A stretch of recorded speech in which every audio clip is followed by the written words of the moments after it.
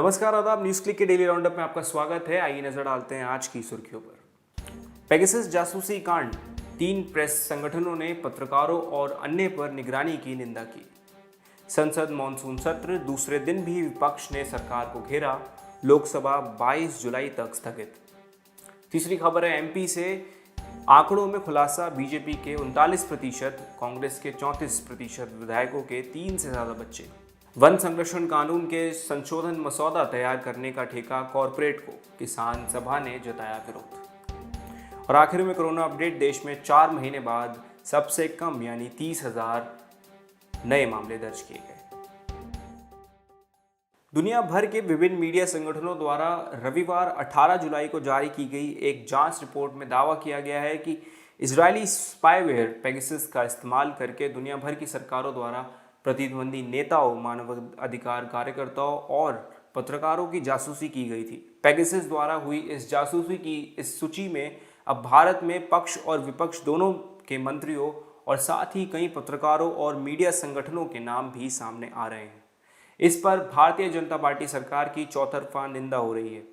और इसी बीच देश के 3 बड़े मीडिया संगठनों ने एक बयान जारी कर इस निगरानी की निंदा की है। Press club of India, Mumbai press club और इंडियन विमेंस प्रेस कॉर्प्स ने बयान जारी कर इसकी निंदा की है और कहा है कि सरकार को अपनी पारदर्शिता साबित करनी चाहिए और सब कुछ साफ करना चाहिए। इस मामले में लगातार नए खुलासे हो रहे हैं और जिन लोगों की जासूसी की गई उस सूची में नाम बढ़ते जा रहे हैं। द वायर के हालिया रिपोर्ट में दावा किया गया है कि जुलाई 2019 में कर्नाटका की सरकार गिरने में भी इस जासूसी कांड का हाथ हो सकता है। द वायर को मिले सबूतों के अनुसार 2019 में जी परमेश्वरा के अलावा मुख्यमंत्री HD कुमारस्वामी और पूर्व मुख्यमंत्री सिद्धरमैया के पर्सनल सेक्रेटरी के फ़ोन नंबर इस लिस्ट में शामिल हैं। न्यूज़ क्लिक आपको इससे जुड़ी सभी अपडेट्स देता रहेगा। फिलहाल आइए सुनते हैं इस पूरे मसले पर वरिष्ठ पत्रकार भाषा सिंह का क्या कहना है। जिस समय हम आपसे बात कर रहे हैं उस समय देश की संसद चल रही है। देश की संसद में प्रधानमंत्री नरेंद्र मोदी, गृह मंत्री अमित शाह और उनके मंत्री हमें यह बताने की कोशिश कर रहे हैं कि जो कुछ भी सामने आ रहा है, ये जो अंतर्राष्ट्रीय खुलासा है, जो अपनी तरह का सबसे बड़ा खुलासा है, जिसमें तकरीबन 11 देशों की जो सरकारें हैं, किस तरह से वो अपने नागरिकों या बाहर के लोगों पर निगरानी करती हैं, उन पर जासूसी करती हैं, यह सामने प्रमाण के साथ आया है। इसे कहते हैं पेगासस खुलासा। यह जो सॉफ्टवेयर है यह अपने आप में बहुत खतरनाक है।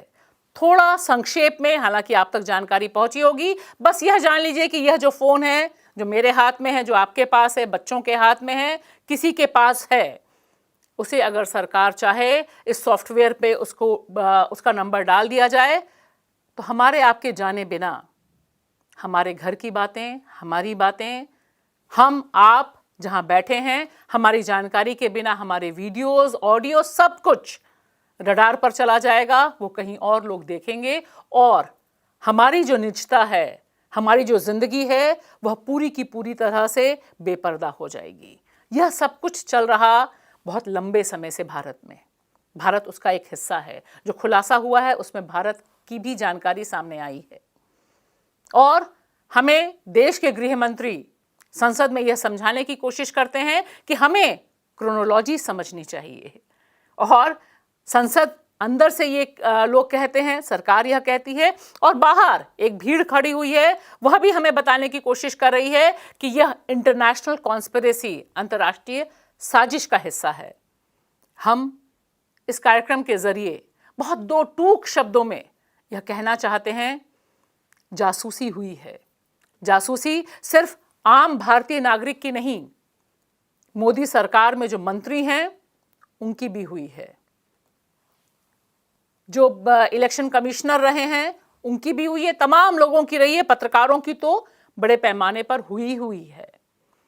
सवाल सीधा सा ये है मोदी जी से और गृह मंत्री अमित शाह जी से कि अगर यह जासूसी आपने नहीं करवाई तो सबसे पहला काम देश की संसद और आपका यह होना चाहिए कि वह तुरंत यह पता लगाए, जांच बैठाए कि यह जासूसी किसने की है, क्योंकि आपके राज में अगर आलम यह हो गया है कि विदेशी सॉफ्टवेयर के जरिए, विदेशी कंपनियां, विदेशी सॉफ्टवेयर, विदेशी पूरी की पूरी तकनीक के जरिए अगर भारतीय नागरिकों की सारी जानकारी हासिल की जा रही है, उनकी जासूसी की जा रही है, तो यह आप पर सबसे बड़ा आरोप है कि आप पूरी तरह से विफल रहे और आप नहीं बता पाए अभी तक कि यह सब क्या चल रहा है, आखिर गड़बड़ घोटाला कहां है। क्योंकि ये जो इजरायली कंपनी है, यह तो खुलेआम कहती है कि हम ये जो सॉफ्टवेयर है, यह जो जानकारी है, हमारे आपके मोबाइल पे झांकने की जो पूरी की पूरी तकनीक है, यह हम सिर्फ देश की सरकारों को बेचते हैं, हम निजी लोगों को नहीं बेचते हैं। फिर अगर भारतीयों की जासूसी हुई है तो या तो यह कंपनी झूठ बोल रही है या सरकार, आपके यहाँ कुछ गड़बड़ घोटाला है। देश की जनता निश्चित तौर पे जानना चाहती है। जो एक बहुत मशहूर फ्रेज बन गया है, nation wants to know. Seriously देश की जनता को यह पता होना ज़रूरी है कि हमारी जासूसी आपके इशारे पर हो रही है या आपके विदेशी मित्रों के इशारे पर हो रही है। आखिर कौन कर रहा है हमारी, आपकी, आपके मंत्रियों की जासूसी। संसद में मॉनसून सत्र के दूसरे दिन पेगासस जासूसी केस पर दोनों सदनों में काफी हंगामा हुआ। इसके बाद लोकसभा 22 जुलाई तक स्थगित कर दी गई। सदन की कार्रवाई शुरू होने से पहले भाजपा संसदीय दल की मीटिंग हुई। मीटिंग में प्रधानमंत्री नरेंद्र मोदी ने पार्टी नेताओं से कहा कि सत्य को बार बार जनता तक पहुंचाइए, सरकार के काम के बारे में बताइए। कांग्रेस सब जगह खत्म हो रही है, लेकिन उन्हें अभी भी अपने बजाय हमारी चिंता है। इसके बाद राज्यसभा में विपक्ष के नेता मल्लिकार्जुन खड़गे ने केंद्र सरकार पर निशाना साधा। उन्होंने कहा कि जिस तरह सरकार ने बिना तैयारी नोटबंदी की थी, वैसे ही कोरोना महामारी के समय लॉकडाउन लगाते वक्त भी तैयारी नहीं की गई थी। पहले दिन कोरोना मैनेजमेंट, किसान आंदोलन, डीजल पेट्रोल की बढ़ती कीमतों और राफेल विमान मामले को लेकर विपक्ष ने सरकार को घेरा था। अभी सरकार संभल थी, इससे पहले ही इजरायली स्पाईवेयर पेगासस फोन जासूसी के मामले में जमकर हंगामा हुआ। जब से उत्तर प्रदेश में जनसंख्या नियंत्रण बिल पेश हुआ है, मध्य प्रदेश में भी उसी तर्ज पे एक जनसंख्या नियंत्रण बिल लाने की मांग बीजेपी के सदस्य कर रहे हैं। उत्तर प्रदेश जनसंख्या विधेयक 2021 के प्रस्तावित प्रावधानों के अनुसार 2 से अधिक बच्चों वाले व्यक्ति को स्थानीय निकाय चुनाव लड़ने, सरकारी नौकरी पाने, सरकारी सेवा में पहले से रहने पर पदोन्नति पाने और सरकार की कल्याणकारी योजनाओं के लाभ प्राप्त करने से रोक दिया जाएगा। विडंबना यह है कि मध्य प्रदेश में 227 मौजूदा विधायकों में से भाजपा के 39% से अधिक विधायक, जिनमें से 13 मंत्री शामिल हैं, साथ ही 34.8% कांग्रेस विधायक इसके शिकार हो सकते हैं, क्योंकि उनके 3 और उससे अधिक बच्चे हैं। सत्तारूढ़ भाजपा के पास 125 मौजूदा विधायक हैं, जबकि कांग्रेस के पास 95 और 7 अन्य विधायक बहुजन समाजवादी पार्टी और 4 निर्दलीय हैं। मध्य प्रदेश में कांग्रेस सरकार ने लगभग 2 दशक पहले सरकारी नौकरियों और पंचायती राज चुनावों में 2 चाइल्ड पॉलिसी को अपनाया था। राज्य ने मध्य प्रदेश सिविल सेवा नियम 1961 में संशोधन किया था। मध्य प्रदेश सरकार ने सामान्य प्रशासनिक विभाग द्वारा जारी आदेश के अनुसार दिनांक 10 मार्च 2000 को कहा था कि कोई भी उम्मीदवार किसी सेवा में नियुक्ति के लिए पात्र नहीं होगा या पद जिनके 2 से अधिक जीवित बच्चे हैं, जिनमें से एक का जन्म 26 जनवरी 2001 को या उसके बाद हुआ है। उच्च न्यायालय ने 17 मई 2002 के अपने फैसले में एमपी पंचायती राज और ग्राम स्वराज अधिनियम 1973 के प्रावधान पर रोक लगा दी और अंत में भाजपा के नेतृत्व वाली सरकार ने 2005 में प्रावधानों को वापस ले लिया। छत्तीसगढ़ किसान सभा ने केंद्र की मोदी सरकार द्वारा भारतीय वन कानून 1927 में संशोधन मसौदा तैयार करने का ठेका कॉरपोरेट कंपनियों को देने के लिए रुचि की अभिव्यक्ति आमंत्रित करने की तीखी आलोचना करते हुए इसका विरोध किया है तथा कहा है कि अब यह सरकार के उस निजीकरण की शुरुआत है जो कानून बनाने का काम भी कॉरपोरेट कंपनियों को सौंप रही है। मोदी सरकार के पर्यावरण, वन तथा जलवायु परिवर्तन मंत्रालय ने ये आमंत्रण 22 जून को जारी किया है और इसका मुख्य उद्देश्य वन व्यापार को सुगम बनाना है।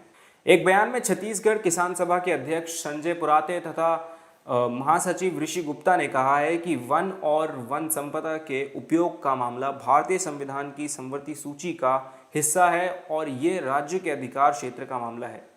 राज्य की स्वीकृति के बिना केंद्र सरकार वन भूमि का अन्य प्रयोजनों के लिए उपयोग तक नहीं कर सकती। इसलिए राज्यों से सलाह मशवरा किए बिना इस विषय पर कोई भी कानून बनाना संघवाद के खिलाफ होगा। केंद्र स्वास्थ्य मंत्रालय द्वारा आज मंगलवार 20 जुलाई को जारी आंकड़ों के अनुसार देश में आज 4 महीने बाद कोरोना के सबसे कम यानी 30,093 नए मामले दर्ज किए गए हैं और 400 से भी कम यानी 374 मरीजों की मौत हुई है। साथ ही इसी बीच देश भर में कोरोना से पीड़ित 45,254 मरीजों को ठीक किया गया है और एक्टिव मामलों में 15,535 मामले कम हुए हैं। देश में कोरोना के मामलों की संख्या बढ़कर 3,11,74,322 हो गई है, जिनमें से अब तक 4,14,482 लोगों की मौत हो चुकी है। देश में कोरोना से पीड़ित 97.36% यानी 3,03,53,710 मरीजों को ठीक किया जा चुका है और एक्टिव मामलों में संख्या घटकर 1.30% यानी 4,06,130 हो गई है। स्वास्थ्य मंत्रालय की ताज़ा जानकारी के अनुसार देश में कोरोना वैक्सीन की 41,18,46,401 डोज दी जा चुकी हैं, जिनमें से 52,67,309 वैक्सीन की डोज पिछले 24 घंटों में दी गई है। आज के डेली राउंडअप में बस इतना ही। हमारी खबरों को और विस्तार से पढ़ने के लिए आप हमारी वेबसाइट पर जा सकते हैं। हमें फेसबुक और इंस्टाग्राम पर फॉलो करें और यूट्यूब पर सब्सक्राइब करें। न्यूज़ क्लिक देखने के लिए शुक्रिया।